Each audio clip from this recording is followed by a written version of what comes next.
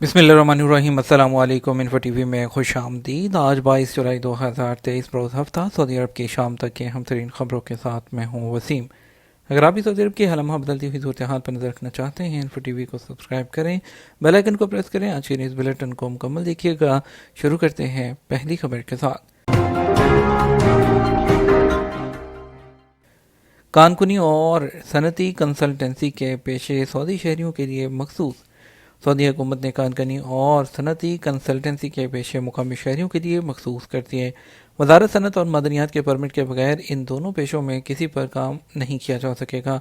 اخبار 24 کے مطابق سعودی وزیر صنعت اور معدنیات بندر الخلیف نے کان کنی اور صنعتی کنسلٹنسی کے پرمٹ کی شرائط جاری کی ہیں۔ ان کے تحت کان کنی کی مشاورت یا صنعتی کنسلٹنسی کا پرمٹ اسی شخص کو دیا جائے گا جو سعودی شہری ہوگا اور سعودی عرب کے کسی کالج یا یونیورسٹی سے گریجویٹ ہوگا۔ بیرون مملکت کسی بھی ایسی یونیورسٹی اور کالج کی ڈگری بھی معتبر ہوگی جسے سعودی عرب میں تسلیم کیا جاتا ہو۔ ڈگری ہولڈر کے لیے ضروری ہوگا کہ وہ جس پیشے کے لیے پرمٹ جاری کرانا چاہتا ہے، کالج سے ڈگری کا تعلق بھی اسی سے ہو۔ صنعتی کنسلٹنسی یا کارکنی کی مشاورت کا پرمٹ جاری کرانے کے حوالے سے ایک شرط جو ہے یہ بھی عائد کی گئی ہے کہ کم سے کم 3 سال کا تجربہ بھی رکھتا ہوں۔ تجربہ یونیورسٹی اور کالج سے ڈگری کے بعد شمار کیا جائے گا۔ وزارت کا کہنا ہے کہ پرمٹ کے اجراء کی تاریخ 3 سال تک مؤثر ہوگا، اس میں ایک مدت یا ایک سے زیادہ مدت کی توسیع ہو سکتی ہے۔ پرمٹ ختم ہونے سے کم پہلے 60 دن پہلے جو اس کی توسیع کی درخواست دینا ہوگی۔ سعودی لائبریری نے 3000 سے زیادہ نادر کتابیں اور ڈاکومنٹس بحال کر دیں۔ سعودی دارالحکومت ریاض میں کنگ عبدالعزیز پبلک لائبریری کے نئے قائم کردہ بحالی مرکز اب تک ثقافتی ورثے کے 3000 سے زیادہ نایاب سائنسی مواد کو محفوظ کرنے میں کامیابی حاصل کی ہے۔ اس میں نوادر، تصاویر، دستاویزات، نقشے، نایاب کتابیں اور قلمی نسخے شامل ہیں۔ جدہ میں سعودی فلم سازوں کی 3 مختصر فلموں کی نمائش۔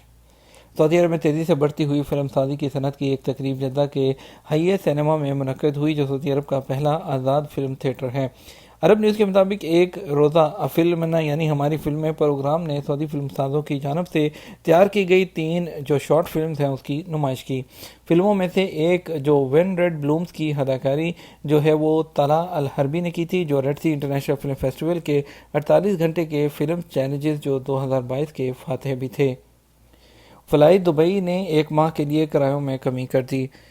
یو ای کی فضائی کمپنی فلائی دبئی نے 1 ماہ کے لیے کرایوں میں بڑی کمی کر دی۔ الامارات الیوم کے مطابق فلائی دبئی نے 31 جولائی سے 31 اگست تک سفر کرنے والوں کو سستے ٹکٹ فراہم کرنے کا اعلان کیا ہے۔ یہ پیشکش ہوائی اڈوں کے لیے فراہم کی گئی ہے، جس کے تحت سلالہ کے لیے ٹورسٹ کلاس کے ٹکٹ کی قیمت 1050 درہم اور بزنس کلاس کے لیے 4650 درہم رکھی گئی ہے۔ معلوم ہوا ہے کہ مصر کے شہر اسکندریہ کے لیے اکانومی کلاس کا ٹکٹ 1080 اور بزنس کلاس کا ٹکٹ 3200 درہم میں دستیاب ہوگا۔ تبلیسی کے لیے ٹورسٹ کلاس کا کرایہ 1350 اور بزنس کلاس کے ٹکٹ کی قیمت 7500 ریال رکھی گئی ہے۔ اٹلی کے شرکاتانیہ کے ٹورسٹ کلاس کا ٹکٹ 2700 اور بزنس کلاس کا ٹکٹ 11000 درہم رکھا گیا ہے۔ بحرین نے 4 دن کی چھٹی کا اعلان کر دیا۔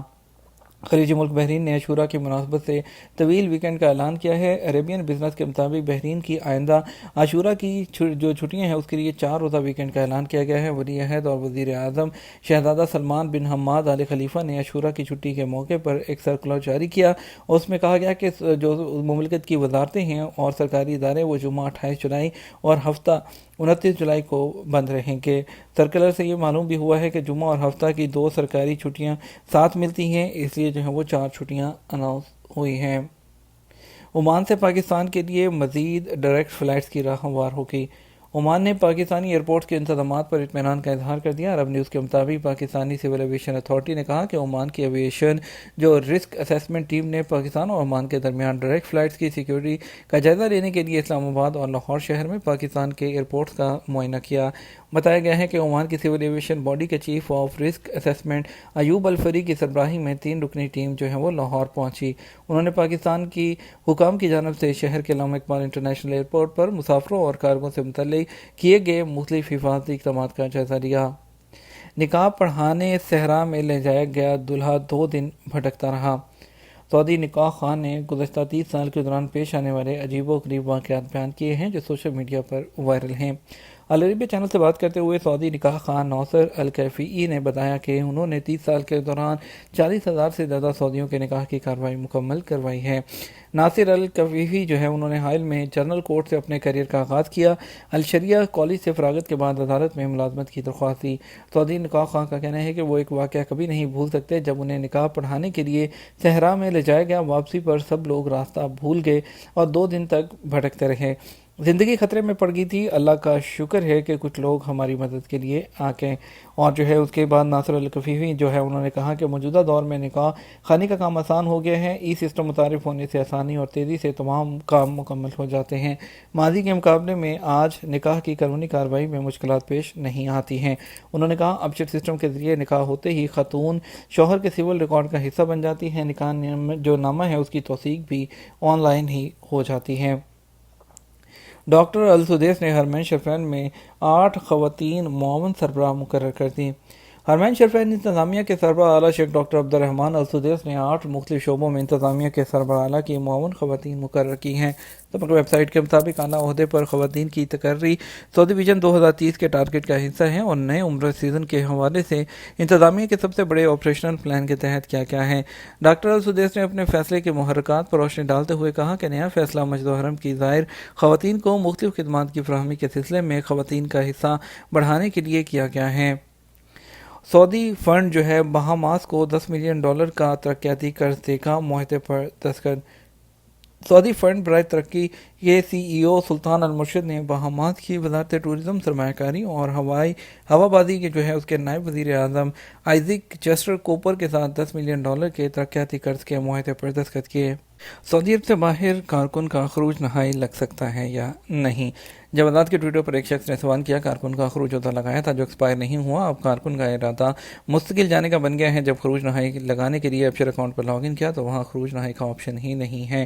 سوال کا جواب دیتے ہوئے جوادات کا کہنا تھا امیگریشن قانون کے مطابق خروج ہوتا لگانے کے بعد اسے خروج نہائی میں تبدیل جو ہے وہ نہیں کیا جا سکتا۔ خروج ہوتا کی ایکسپائری سے پہلے اسے کینسل کرانے کے بعد ہی خروج نہائی لگ سکتا ہے۔ اس کے علاوہ ایسے اقامہ ہولڈر جو خروج ہوتا پر سعودی عرب سے باہر گئے ہوئے تھے ان کا بھی خروج نہائی نہیں لگایا جا سکتا۔ خروج ہوتا پر گئے ہوئے لوگوں کا اگر اقامہ کینسل کرانا ہو تو اس کی 2 صورتیں ہوتی ہیں جن میں جوازات کے آٹومیٹک سسٹم کے تحت خروج ہوتا ایکسپائر ہونے کے 6 ماہ بعد کارکن کا اقامہ کینسل ہو جاتا ہے۔ دوسری صورت میں اسپانسر اپنے ابشر اکاؤنٹ کے ذریعے خروج ہوتا پر جانے والی کارکن کا اقامہ اس صورت میں کینسل کرا سکتا ہے جب ایگزٹ انٹری ایکسپائر ہو چکا ہو اور کارکن کی واپسی کا ارادہ نہیں ہو، تو اس صورت میں بھی اقامہ کینسل کیا جا سکتا ہے۔